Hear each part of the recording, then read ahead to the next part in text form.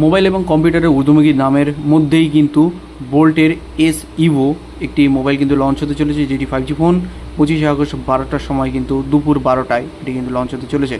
এবং এর যদি স্পেসিফিকেশান দেখা যায় তাহলে 64 মেগাপিক্সেল এআই ক্যামেরা এখানে ইউজ করেছে, 0.08 মেগাপিক্সেল মানে 8 মেগাপিক্সেলের ফ্রন্ট আর রেয়ার টিউন ক্যামেরা কিন্তু এখানে ইউজ করেছে। অ্যাপারচার 1.8 লার্জার অ্যাপারচার এখানে কিন্তু ব্যবহার করা হয়েছে।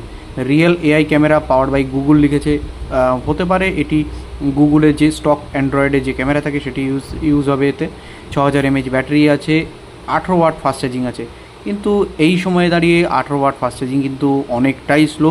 যেরকম রিয়েলমি বা পোকো যেরকম 80 ওয়াটের সুপারবুক বা পিডি চার্জার বা কুইক চার্জ 4 দিয়ে থাকে বা 3 দিয়ে থাকে, সেক্ষেত্রে কিন্তু অনেকটাই স্লো চার্জিং কিন্তু হতে চলেছে এতে। 6000-এর যে মিলি অ্যাম্পিয়ার আওয়ার ব্যাটারি আছে তার রেসপেক্টে, তো এটা কিন্তু আপনাকে মাথায় রাখতে হবে। 4.5 ঘন্টা কিন্তু আপনার চার্জিং টাইম হতেই পারে।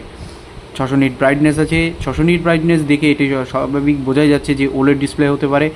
120 হার্টজ ডিসপ্লে চলছে এতে, আর এর সঙ্গে আছে 6.79 ইঞ্চ ডিসপ্লে। তো সব কিছু বিষয়ে দেখে এটুকু বলা যেতে পারে মোবাইলটি কিন্তু সুন্দর হতে চলেছে। সার্ভিস সেন্টারের উপর আগার কথা যদি বলা যায় তাহলে কিন্তু সার্ভিস কীরকম হবে, যেহেতু নতুন কোম্পানি সেটি কিন্তু বোঝা কিন্তু খুবই মুশকিল। তবে আপনারা কিন্তু এটি দেখে শুনে কিনতে পারেন। মোবাইল খুবই ভালো, এবং এর যে স্পেসিফিকেশান যখন আমরা পুরো স্পেসিফিকেশান পাবো তখন আপনাদেরকে আমরা জানাবো যে এটি কেমন হতে পারে বা কেমন হতে চলেছে। তার জন্য সেই ভিডিও দেখার জন্য অবশ্যই আমাদের চ্যানেলকে সাবস্ক্রাইব করুন এবং আমাদের সঙ্গে থাকুন।